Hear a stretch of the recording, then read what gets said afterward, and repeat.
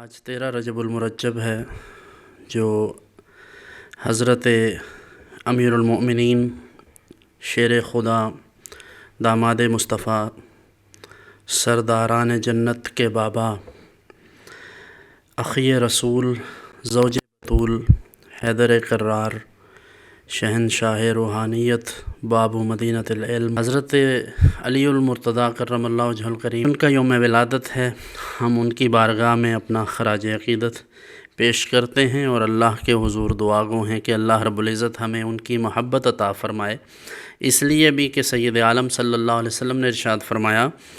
کہ علی سے محبت صرف مومن ہی رکھے گا اور بغض وہی رکھے گا جو منافق ہے۔ ایک حدیث میں ارشاد فرمایا کہ ان علی منی وانا منہ، بے شک علی مجھ سے ہیں اور میں علی سے ہوں۔ جب مواخات ہوئیں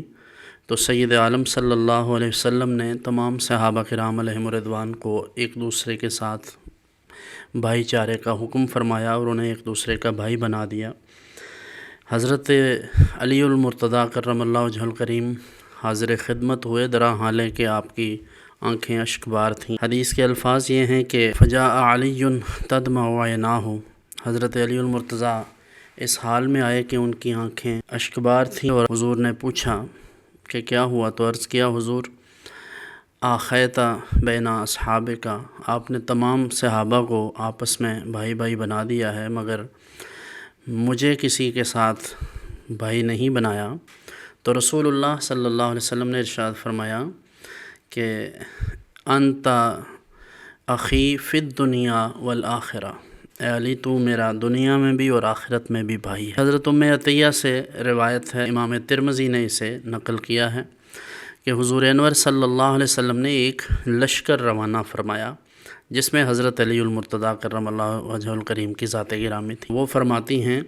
کہ سمعت رسول اللہ صلی اللہ علیہ وسلم یقول، میں نے حضور کو یہ فرماتے ہوئے سنا اس طرح کہ وہو رافع یدیہ، حضور اپنے مبارک ہاتھ بلند کیے ہوئے تھے اور حضور اللہ کی بارگاہ میں دعا کر رہے تھے کہ اے اللہ مجھے اس وقت تک موت نہ دینا جب تک میں علی کو دیکھ نہ لوں کہ وہ خیر و عافیت سے لوٹ آئیں۔ تو رسول اللہ صلی اللہ علیہ وسلم نے ان کے ساتھ اس قدر محبت کا اظہار فرمایا، سب سے بڑھ کر یہ کہ نسل رسول کی دنیا میں اس وقت موجودگی کا سبب حضرت مولا کائنات علی مرتضیٰ کرم اللہ وجہہ الکریم کی ذات گرامی ہیں، کیونکہ حضور کی چاروں صاحبزادیوں میں سے سب سے بلند رتبہ اور پھر سب سے حضور کی جو لاڈلی صاحبزادی ہیں حضرت بی بی سیدہ خاتون جنت فاطمۃ الزہرا سلام اللہ علیہا ورضی اللہ عنہا،